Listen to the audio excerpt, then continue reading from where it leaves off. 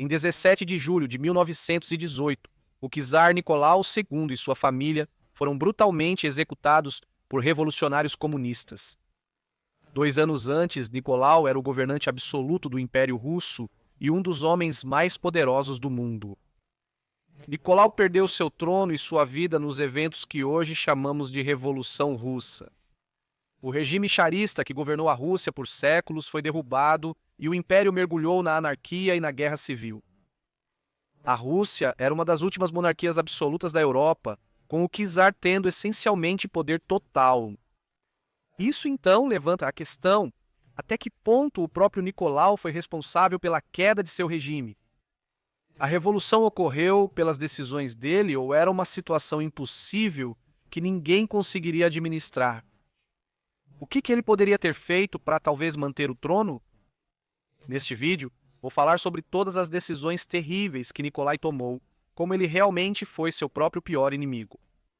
No entanto, antes disso, vamos fazer uma breve visão geral da história, a história da Revolução Russa. No fim do século XIX, a Rússia era uma das maiores potências mundiais, com grande população e território. O país, porém, enfrentava grandes problemas. O primeiro era que ela era muito menos desenvolvida do que as outras nações da época. Grã-Bretanha e Alemanha avançavam rápido na industrialização, usando novas tecnologias para aumentar produtividade e riqueza. Na Rússia, a adoção de novas tecnologias era lenta e a maioria da população ainda eram camponeses usando técnicas agrícolas antigas. Outro grande problema era o terrorismo, com tentativas de assassinato acontecendo constantemente. Um czar foi morto em um atentado terrorista em 1881. Nicolau II assumiu o trono em 1894, após a morte súbita do pai. Nicolau sabia a magnitude do que o aguardava. Após a morte do pai, ele perguntou ao cunhado: "O que eu faço? O que será de mim, de você e da Rússia? Eu não estou pronto para ser czar. Eu nunca quis ser um." No final das contas, Nicolai não teve escolha. Agora ele era czar do Império Russo. Os primeiros anos do reinado de Nicolai foram pouco marcantes. Ele se casou com a princesa alemã Alexandra Fyodorovna, por quem era apaixonado há anos. Alexandra desempenharia papel crucial na política e decisões. Quando Nicolau assumiu o poder, a maioria dos países europeus avançava para a democracia e reduzia o poder dos monarcas.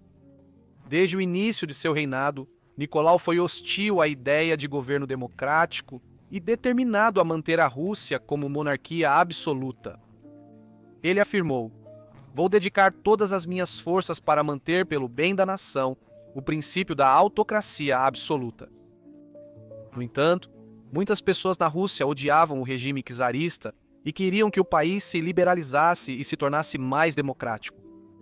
As pessoas estavam indignadas com a enorme desigualdade. A maioria da população mal tinha o suficiente para comer, enquanto os mais ricos da sociedade levavam vidas de incrível extravagância e luxo. Esse ressentimento acabou explodindo em protestos em massa em 1905. Tudo começou com uma greve de metalúrgicos na capital, que logo se espalhou para mais de 100 mil homens de 400 fábricas recusando-se a trabalhar. Em poucas semanas, não havia eletricidade e todas as áreas públicas estavam fechadas. A capital ficou paralisada. Milhares marcharam ao Palácio de Inverno para entregar ao czar uma petição por melhores condições de trabalho e mais direitos políticos. A situação saiu do controle e tropas em pânico mataram centenas de manifestantes. Esse massacre, que ficou conhecido como Domingo Sangrento, acabaria desencadeando uma revolução. Em todo o Império Russo, trabalhadores iniciaram greves. Nos meses seguintes, metade dos trabalhadores da Rússia europeia e mais de 90% da Polônia ocupada entraram em greve. O Domingo Sangrento impactou fortemente a imprensa, que passou a ignorar as regras de censura. Publicações criticavam o regime e exigiam uma constituição que garantisse direitos políticos. Isso ia contra tudo o que Nicolau defendia.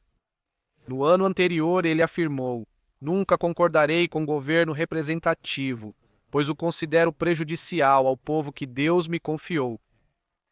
Infelizmente para Nicolau, os fatos fugiam do seu controle. As greves paralisavam o país e a violência política era intensa. Na verdade, em fevereiro, o próprio tio de Nicolau foi assassinado. Algo que tornava a situação ainda mais difícil era que, enquanto tudo isso acontecia, a Rússia estava realmente perdendo uma guerra contra o Japão. A Rússia estava em guerra com o Japão desde fevereiro de 1904, após um ataque surpresa japonês em Porto Arthur, na China atual. O exército russo teve um desempenho extremamente ruim na guerra e acabou sendo forçado a assinar uma paz humilhante em setembro de 1905. Esse desempenho ruim na guerra fez com que houvesse descontentamento nas forças armadas, tornando-as muito menos dispostas a reprimir a agitação política interna. Em outubro, as greves ficaram tão graves que o país quase parou. O czar não teve escolha a não ser aceitar algumas das exigências do povo. Ele foi forçado a publicar o Manifesto de Outubro, que era essencialmente uma constituição. Ele concedeu direitos civis, permitiu partidos políticos e ampliou o voto. Mais importante ainda, ele introduziu um parlamento conhecido como Duma. Nicolau resistiu amargamente a aceitar o documento, dizendo-se envergonhado por trair sua dinastia. O povo, por outro lado, estava em êxtase. Manifestações em massa apoiaram a Constituição e todas as greves terminaram rapidamente. Em maio do ano seguinte, a Constituição foi ratificada e o primeiro parlamento foi inaugurado. Os novos representantes propuseram legislações bem mais radicais que as aceitas pelo regime czarista. Um exemplo foi a reforma agrária, muito contestada pelos proprietários de terras. Nicolau sempre foi hostil ao parlamento e, eventualmente, após apenas 73 dias, ele o dissolveu exclamando: "Maldita Duma!". Novas eleições foram realizadas para o parlamento, desta vez ainda mais radicais foram eleitos. Ficava claro que o novo parlamento continuaria sendo um espinho para Nicolau. Eventualmente, ele dissolveu o parlamento novamente e prendeu alguns dos membros mais radicais. Uma nova eleição ocorreu, mas Nicolau alterou as regras para reduzir radicais e aumentar conservadores. Esse terceiro parlamento realmente duraria os 5 anos completos. O próximo grande evento do reinado de Nicolau foi o começo da Primeira Guerra Mundial em 1914. A Rússia teve péssimo desempenho na guerra, perdendo muito território e muitos homens em 2 anos. Na própria Rússia, a economia foi muito afetada, causando inflação e aumento da pobreza. Isso resultou em outro levante em março de 1917. Assim como na Revolução anterior, tudo começou com greves que rapidamente saíram do controle. Nicolau ignorou a situação. O chefe do parlamento, Rodzianko, enviou-lhe um telegrama dizendo: "A situação é séria. A capital está em estado de anarquia. O governo está paralisado. Transporte, alimentos e combustível tiveram fornecimento totalmente interrompido. O descontentamento aumenta, não podemos demorar. Toda procrastinação é morte." Você esperaria que Nicolai fosse logo a São Petersburgo para tentar acalmar a situação. Ele respondeu dissolvendo a Duma e chamando Rodzianko de gordo. Ele disse: "De novo, esse gordo Rodzianko me enviou umas bobagens às quais nem vou me dar ao trabalho de responder." Nos dias seguintes, os protestos cresceram até centenas de milhares irem às ruas. Alguns dos manifestantes carregavam cartazes que diziam: "Abaixo o czar." As tropas na cidade receberam ordem para reprimir distúrbios, mas recusaram e se juntaram aos manifestantes. O governo perdeu o controle da capital. Gradualmente, os conselheiros mais próximos do czar começaram a perceber que a única maneira de restaurar a ordem era Nicolau abdicar. Eles o pressionaram a abdicar, e ele fez isso em 15 de março de 1917. O plano era que o trono fosse assumido pelo irmão de Nicolau, o grão-duque Mikhail Alexandrovich. No entanto, Mikhail não foi consultado e recusou-se a assumir o trono. Com esse ato final de incompetência, Nicolau encerrou sua dinastia e tornou a Rússia uma república. Nicolau passou mais um ano praticamente como prisioneiro da Revolução. Em 17 de julho de 1918, ele e sua família foram executados por revolucionários comunistas. A queda do regime czarista estava completa. Então foi isso: a execução de Nicolau e a queda do czarismo. Isso então levanta a questão de quanto Nicolau foi culpado. Ele tomou decisões que contribuíram para sua queda? Bem, o primeiro erro que ele cometeu foi tentar manter poder demais. Quando Nicolai virou czar, a Europa estava se tornando mais liberal, ampliando o voto e ficando mais democrática. Nicolai estava decidido que a Rússia não seguiria esse caminho, querendo manter o poder absoluto como monarquia. Isso o distanciou do público, que queria mais representação e direitos políticos. Um grande problema da monarquia absoluta era manter a desigualdade extrema na Rússia. A maioria da população era formada por camponeses que trabalhavam dia e noite nos campos, recebendo pouco enquanto os senhores das mansões ficavam com as recompensas. Suas vidas pouco diferiam da escravidão. Já os nobres viviam com luxo e extravagância. Neste trecho, uma mulher de família nobre descreve essa vida ostentosa. Em grandes jantares, recebíamos até 600 pessoas porque o jardim de inverno, enorme, se conectava à sala de jantar. Havia palmeiras e outras plantas. Alguém me perguntou o que faziam quando as palmeiras alcançavam o teto, e minha irmã respondeu: eles levantavam o telhado, nunca cortavam as palmeiras, deixavam crescer livremente. Isso mostrava que as elites estavam alheias à realidade da maioria, incluindo Nicolai. Para os seus predecessores, até mesmo a ideia de se importar com algo chamado opinião pública teria parecido absurda. Só no início dos anos 1900, surgiu a ideia de que o governo russo deveria tentar melhorar a vida das pessoas comuns, mas, como era de se esperar, pouco foi feito. Por exemplo, as condições nas fábricas russas eram absolutamente terríveis, com os trabalhadores sendo obrigados a trabalhar até 18 horas por dia em condições extremamente perigosas. Os alojamentos onde os trabalhadores dormiam eram extremamente superlotados, com um grande número de pessoas sendo obrigadas a compartilhar o mesmo quarto. No verão, havia tantos insetos que alguns trabalhadores dormiam fora. Muitas fábricas não tinham local para dormir e os trabalhadores dormiam no chão da própria fábrica. Em 1886, o governo fez uma tentativa modesta de melhorar as condições ao criar um ministério para inspecionar fábricas e garantir condições humanas e legais. Porém, a corrupção logo enfraqueceu a lei.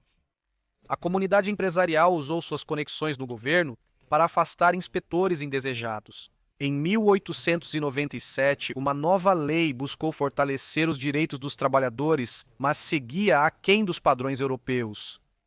A jornada seguia com 11 horas e meia. Como esperado, as pessoas comuns, sem representação política, ficaram cada vez mais ressentidas e desesperadas por mudanças.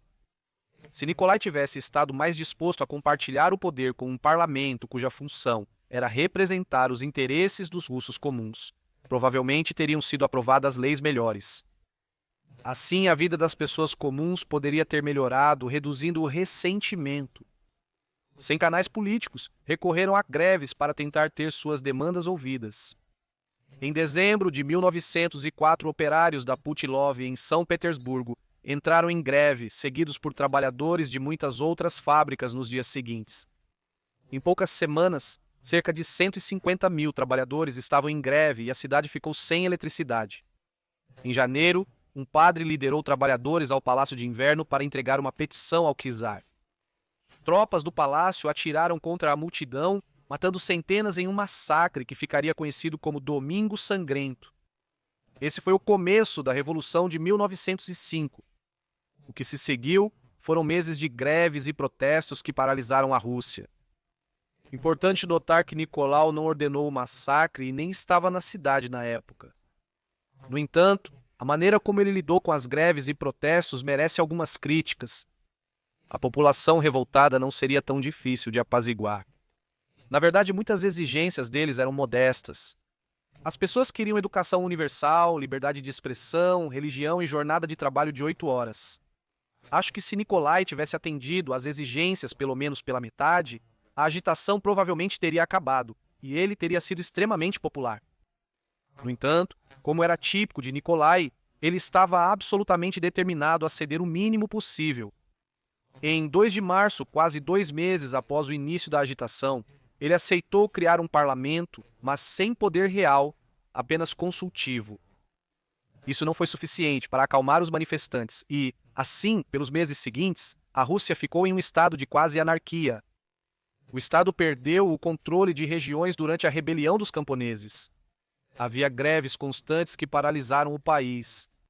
Como você pode imaginar, era o cenário ideal para os revolucionários ganharem força e influência. Ao permitir que tudo isso continuasse, Nicolau estava realmente brincando com fogo, deixando sua nação à beira do colapso.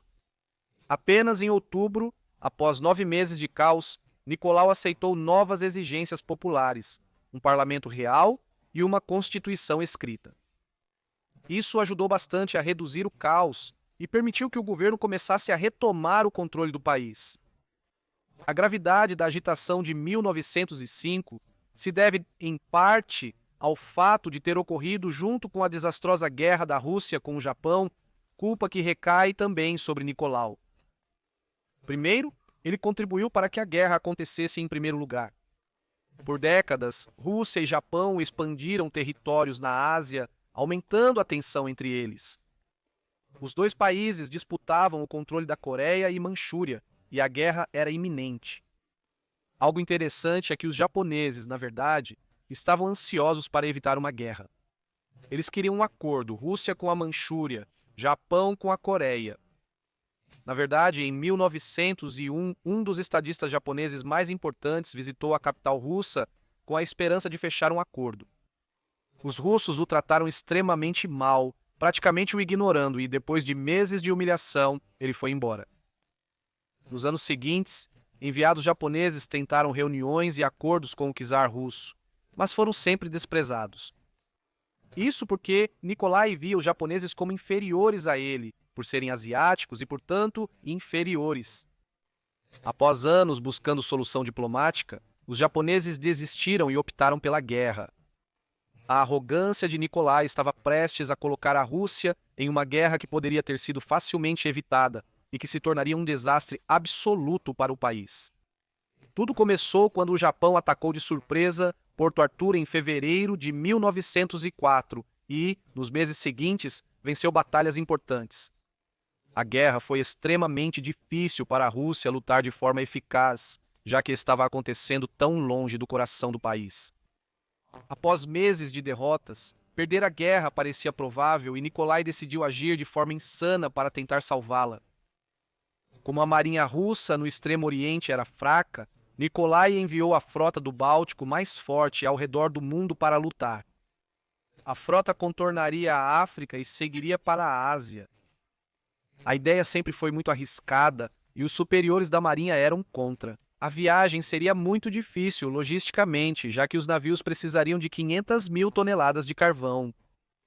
No entanto, a Rússia não tinha nenhuma base naval ao longo da rota que pudesse ajudar no reabastecimento. No fim, precisaram pedir ajuda à Alemanha para manter a frota abastecida. Ao contornarem o sul da África, pararam em Madagascar, então colônia francesa. A França não queria muito permitir, mas acabou concordando. Após 7 meses de viagem, a frota do Báltico chegou ao Mar do Japão, atraindo atenção mundial. Nicolau esperava que a grande frota do Báltico mudasse o rumo da guerra e trouxesse uma vitória gloriosa. No fim, ele estava errado, e a marinha japonesa destruiu a frota russa na Batalha de Tsushima.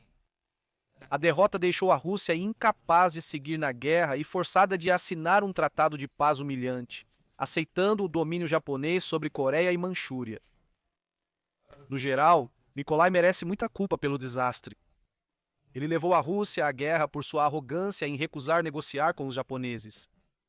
Foi a estratégia ruim dele que também foi parte do motivo pelo qual a Rússia perdeu. Depois, a Rússia seguiu enfrentando dificuldades com a nova Constituição e parlamento. Como era típico de Nicolau, ele continuou tentando manter o máximo de poder possível e resistir a qualquer tentativa de liberalização. Apesar da popularidade do parlamento, Nicolau fez de tudo para enfraquecê-lo e limitar seu poder. O primeiro parlamento foi inaugurado em abril de 1906 e logo propôs reformas para liberalizar o país. Mais importante, queriam redistribuir a terra, tirando dos ricos e dando aos pobres. Nicolau, assustado com as reformas, dissolveu o parlamento após apenas 73 dias.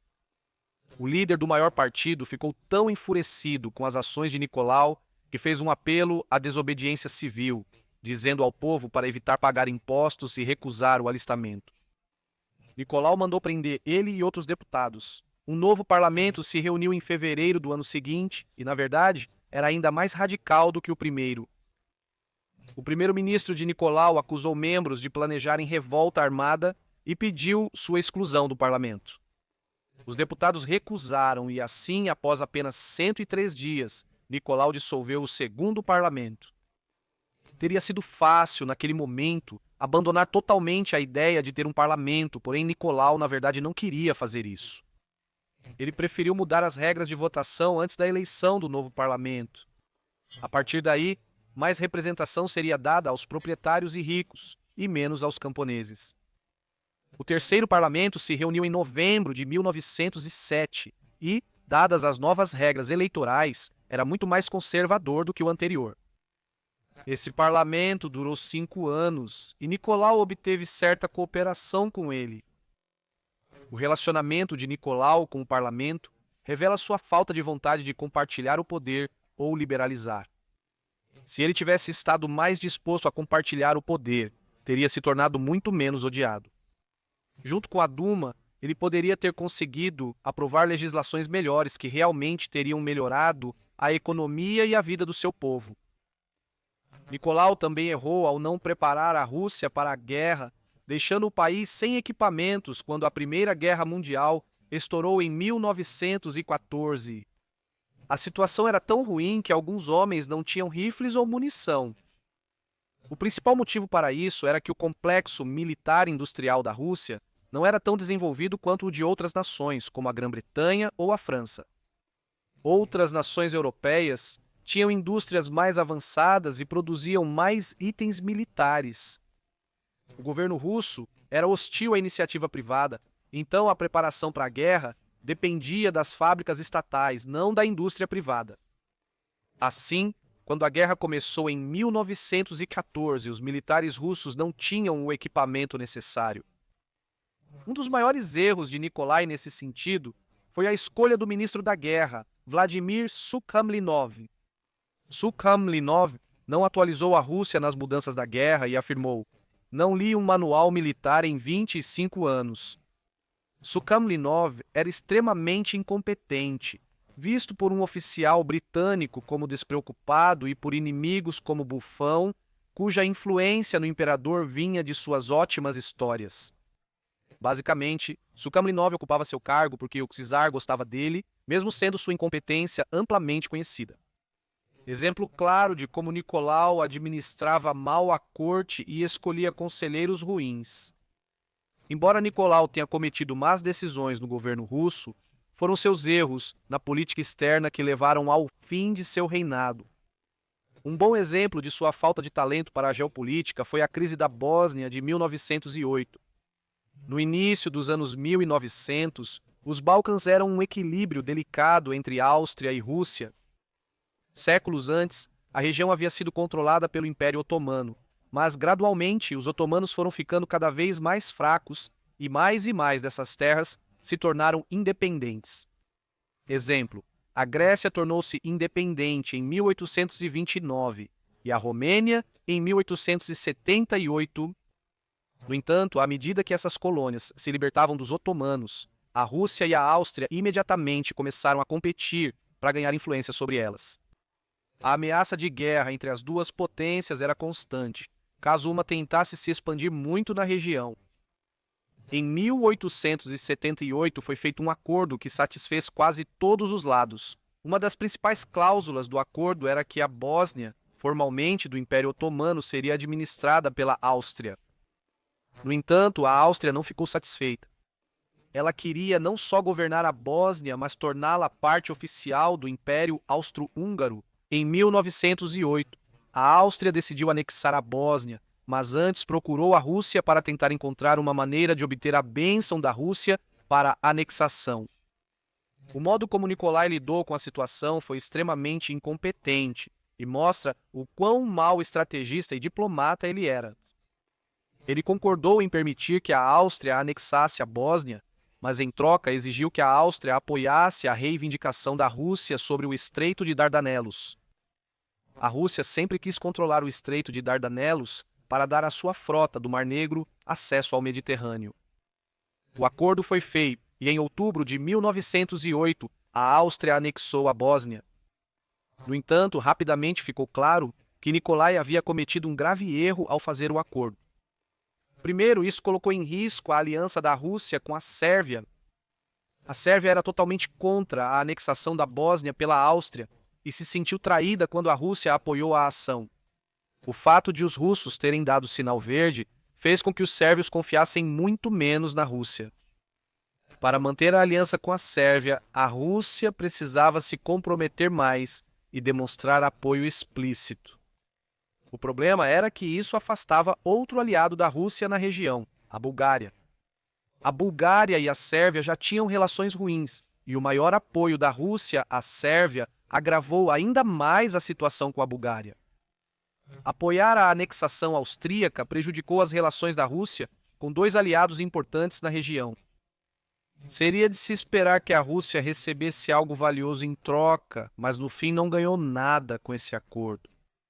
O plano de Nicolai de tentar usar o acordo para conseguir os Dardanelos falhou totalmente porque ele avaliou a situação de forma completamente errada. A Áustria até apoiou a reivindicação da Rússia sobre os Dardanelos, mas o apoio deles não valeu de nada.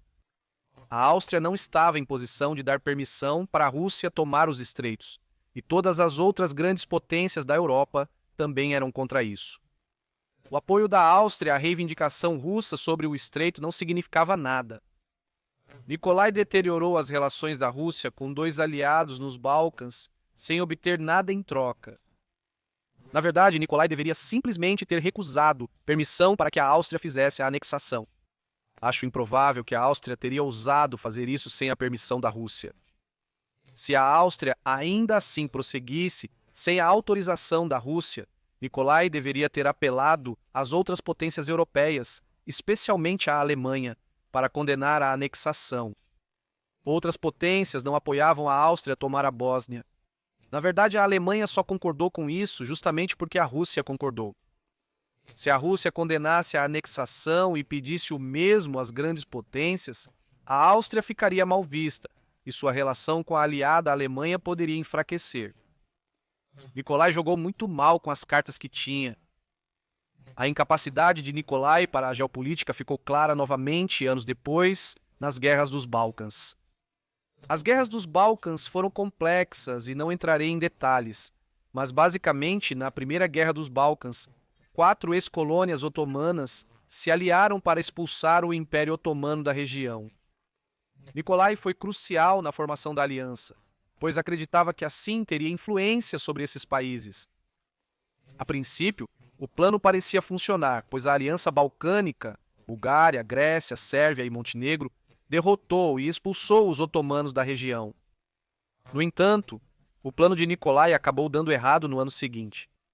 Após ajudar essas nações a derrotar os otomanos, Nicolai acreditava que teria influência, mas elas se revelaram incontroláveis. A Bulgária tentou expandir suas fronteiras atacando a Sérvia, iniciando a Segunda Guerra dos Balcãs. Como a Bulgária foi a agressora, Nicolai precisou apoiar a Sérvia, deixando as relações entre Bulgária e Rússia permanentemente danificadas. A Rússia manteve apenas a Sérvia como aliada nos Balcãs. Nicolai tentou mais uma vez se aventurar na geopolítica e se deu mal. Na minha opinião, o maior erro que Nicolai cometeu em toda a sua vida foi envolver a Rússia na Primeira Guerra Mundial. Para deixar claro, a Rússia não foi a única culpada pelo início da guerra. Já fiz um vídeo explicando quem foi o culpado e o que cada país contribuiu para aquela guerra evitável. Com o tempo, concluí que Sérvia e Áustria são muito culpadas por iniciar seu conflito, enquanto Alemanha e Rússia ampliaram a disputa, tornando-a uma guerra europeia. Para quem não conhece a história, basicamente um nacionalista sérvio assassinou o herdeiro do Império Austro-Húngaro. A Áustria ficou indignada com o assassinato de seu herdeiro, mas não sabia como reagir. Eles deveriam guerrear com a Sérvia, senão qual alternativa? A Alemanha, aliada da Áustria, prometeu apoiá-la em qualquer decisão. A Rússia, aliada da Sérvia, prometeu defendê-la se a Áustria declarasse guerra. Eventualmente, a Áustria decidiu que enviaria um ultimato à Sérvia. A Sérvia deveria aceitar várias exigências humilhantes ou a Áustria invadiria. Em 23 de julho, quase 4 semanas após o assassinato, o ultimato foi enviado. Os sérvios aceitaram parte do ultimato, mas não tudo. 5 dias depois, a Áustria declarou guerra. No dia seguinte, bombardeou a capital sérvia. Ao mesmo tempo, a Rússia, temendo um ataque da Áustria e da Alemanha, começou a preparar seu exército. Esse processo de mobilização foi altamente provocativo para a Alemanha. Com medo de um ataque russo, a Alemanha deu um ultimato exigindo o fim da mobilização da Rússia. A Rússia recusou e a Alemanha declarou guerra. Com a Rússia e a Alemanha em guerra, outra grande potência foi atraída para o conflito, a França. A França, aliada da Rússia, também declarou guerra à Alemanha. Com a Alemanha ameaçada em 2 frentes, decidiu atacar a França buscando vitória rápida antes de voltar-se contra a Rússia. Atacar a França exigia passar pela Bélgica, o que provocou a Grã-Bretanha. Com o avanço alemão pela Bélgica, a Grã-Bretanha declarou guerra. Assim começou a Primeira Guerra Mundial. A Rússia fez várias coisas que contribuíram para essa escalada e Nikolai, como líder, carrega parte da responsabilidade. Logo após o assassinato, a Rússia fez várias coisas para inflamar a situação. Primeiro, deu total apoio à Sérvia e não demonstrou nenhuma simpatia pela Áustria. Afirmou que a Sérvia não estava envolvida no assassinato, mesmo sabendo que era mentira. Foi numa época em que a Áustria já tinha provas do envolvimento da Sérvia. Os russos acusavam os austríacos de fabricar provas. Eles estavam insinuando que a Áustria estava aproveitando os assassinatos como pretexto para atacar a Sérvia porque queria anexá-la. Basicamente, de acordo com a Rússia, a Áustria não tinha o direito de fazer nada em resposta ao assassinato. Os russos nem aceitaram as exigências austríacas para investigar na Sérvia. O embaixador austríaco só sugeriu que a Áustria poderia pedir à Sérvia apoio em uma investigação. O ministro das Relações Exteriores russo alertou que isso deixaria uma péssima impressão na Rússia. Segundo ele, a Áustria deveria desistir dessa ideia para evitar um caminho perigoso. O grau de apoio que a Rússia estava dando à Sérvia era extremamente imprudente e provocativo.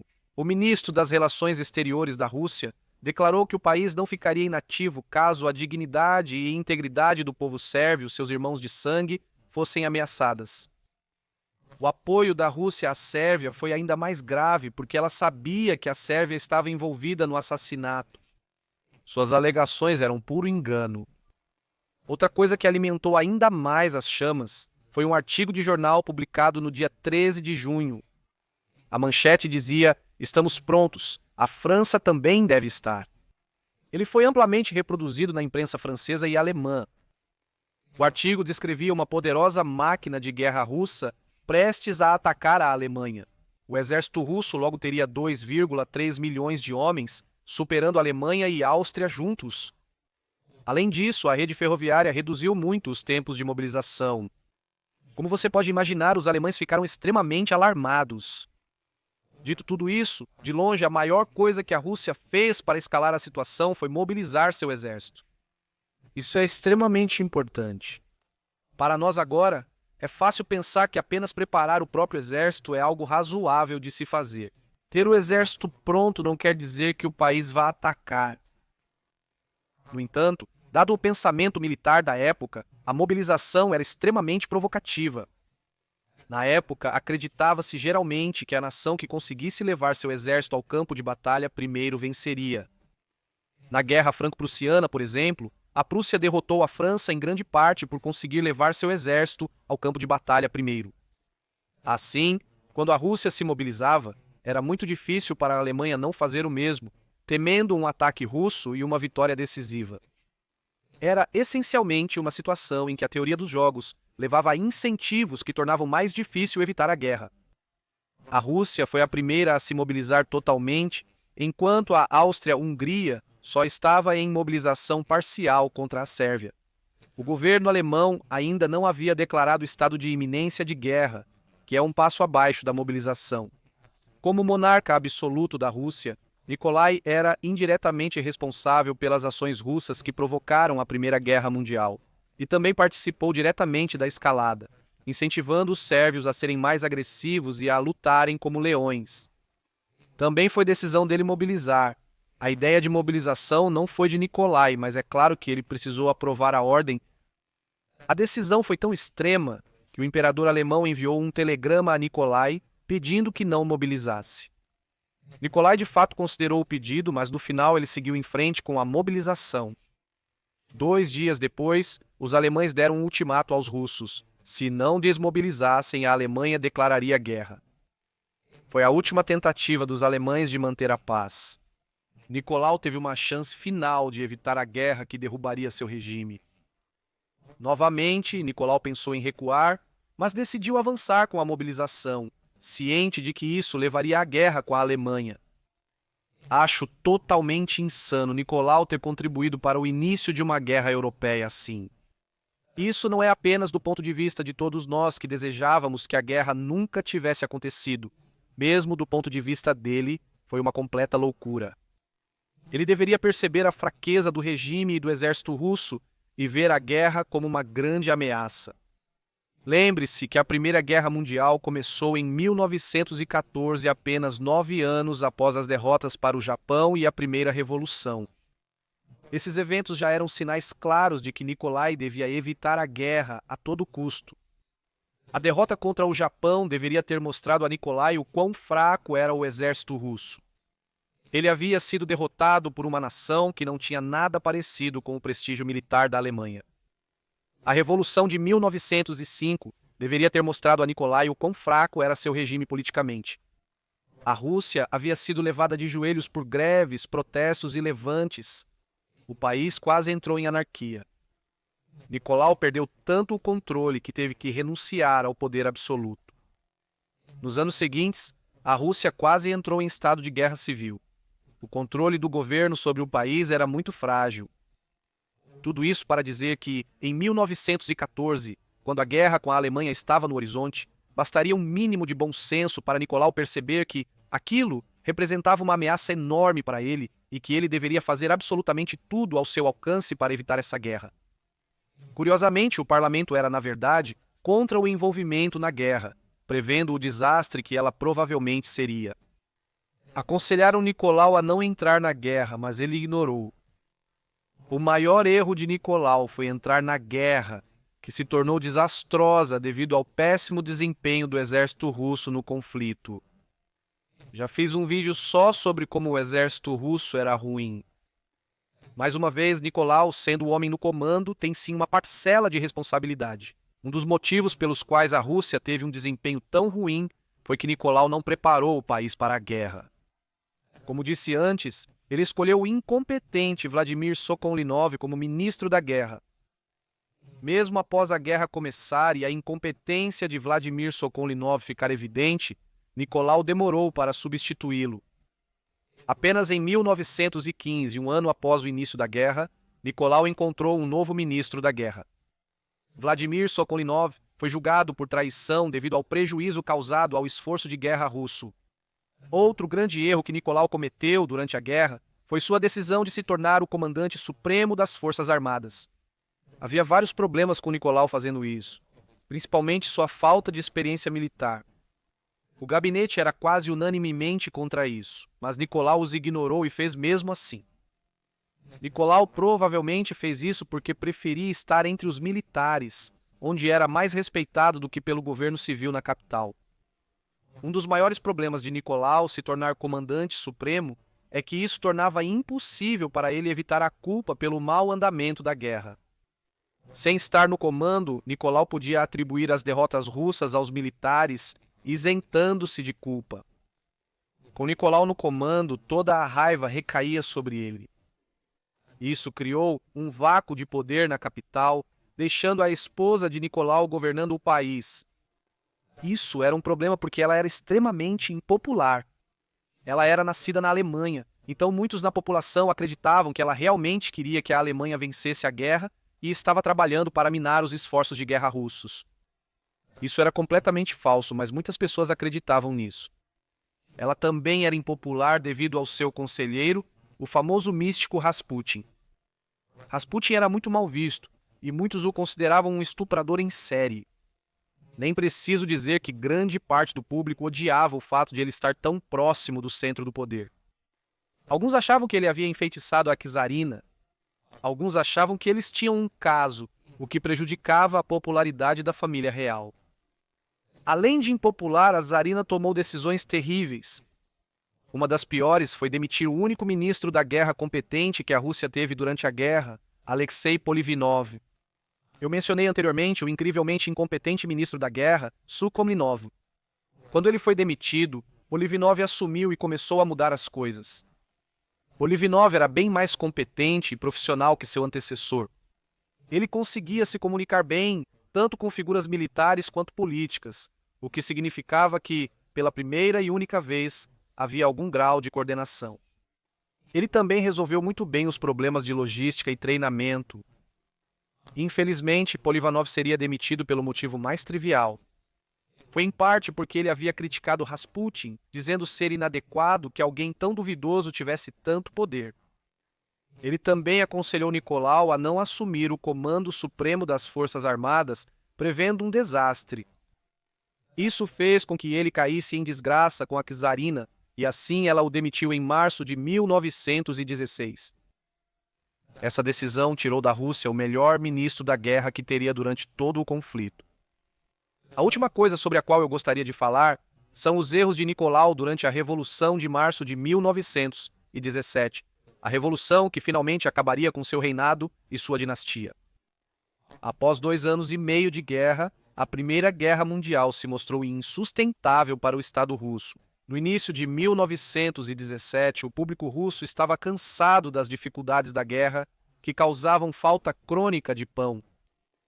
Eventualmente, em março, os trabalhadores começaram a entrar em greve e a situação rapidamente saiu do controle. O governo logo perdeu o controle da capital. Mais uma vez, exemplos da incompetência e tolice de Nicolau. Seu erro inicial foi subestimar a ameaça. Muitos incidentes semelhantes já tinham ocorrido sem consequências, e Nicolau achou que este era só mais um. Mesmo com o chefe do parlamento implorando seu retorno imediato à capital, Nicolau o ignorou. Nicolau chegou a dissolver o parlamento, mesmo não estando pessoalmente lá, para assumir o controle dos acontecimentos. Com o parlamento dissolvido, houve um vácuo de poder na capital e ele não estava lá para preenchê-lo. Outro grave erro de Nicolau foi não deixar suas tropas mais leais lá. Em outros levantes, os cossacos, sempre leais, contiveram a agitação, mas agora desobedeceram suas ordens. Considerando que a Rússia estava em um estado tão precário na época, deveria ter sido claro para Nicolau que ele precisava dos soldados mais leais que pudesse encontrar para proteger a capital. No fim, a guarnição o traiu. O maior erro de Nicolau foi abdicar em favor do irmão sem consultá-lo antes. Se Nicolau soubesse da recusa do irmão ao trono, talvez convencesse os generais a deixá-lo no poder. Talvez seu filho pudesse assumir o trono com um regente agindo em seu nome. É fácil supor que isso não teria feito diferença no desfecho dos acontecimentos, mas acho que não podemos ter tanta certeza. Se ainda houvesse um membro da família real como chefe de Estado oficial, isso poderia ter tornado os meses seguintes menos caóticos e, potencialmente, reduzido o nível de divisão. Isso talvez ajudasse os moderados a conter a ameaça da extrema esquerda que assumiu o poder. De qualquer forma, isso não aconteceu. A Rússia ficou sem um monarca e, assim, de forma bastante abrupta, tornou-se uma república. Nicolau viveu cerca de 1 ano após abdicar. Ele era um homem derrotado, sem poder ou capacidade de fugir da Rússia. Eventualmente, ele e sua família foram executados em julho de 1918. No geral, acho que não há dúvida de que Nikolai foi um governante incrivelmente inepto e incompetente, e sua queda foi, em grande parte, consequência de seus próprios atos. Ele cometeu vários erros evitáveis que o fizeram perder o controle do país. Sua determinação em manter o poder absoluto foi mal avaliada, especialmente quando grande parte do que ele fazia dava tão errado. Ele deveria ter reconhecido que não sabia todas as respostas e que precisava de pessoas mais inteligentes e qualificadas para tomar decisões. Na minha opinião, o maior erro que ele cometeu foi se envolver na Primeira Guerra Mundial. A Primeira Guerra Mundial destruiu o exército russo e depois o governo. Ele deveria ter sido capaz de perceber que isso seria uma ameaça grave e deveria ter evitado, o que poderia ter feito com muita facilidade. Quando os alemães lhe enviaram um ultimato exigindo que a Rússia não mobilizasse seu exército, tudo o que ele precisava fazer era aceitar. Acho interessante comparar o destino de Nicolai ao de Luís XVI, outro monarca derrubado por uma revolução. Luís XVI foi rei da França antes da Revolução Francesa, e, na minha opinião, merece muita culpa por sua queda. Como Nicolai, ele também fez várias escolhas ruins no reinado. Dito isso, acho que Nicolai II foi ainda mais culpado do que Luís. Luís herdou um país em crise. Ele não teve escolha a não ser lidar com uma situação muito difícil. Nicolau, por outro lado, não herdou uma nação em crise. Na verdade, a Rússia estava relativamente estável. Luís precisou reestruturar as finanças da nação, apesar da forte oposição da nobreza e do clero. Nicolau só precisava não causar conflitos e permitir que a Rússia se liberalizasse gradualmente, como Grã-Bretanha, França e Alemanha. E também evitar a Primeira Guerra Mundial.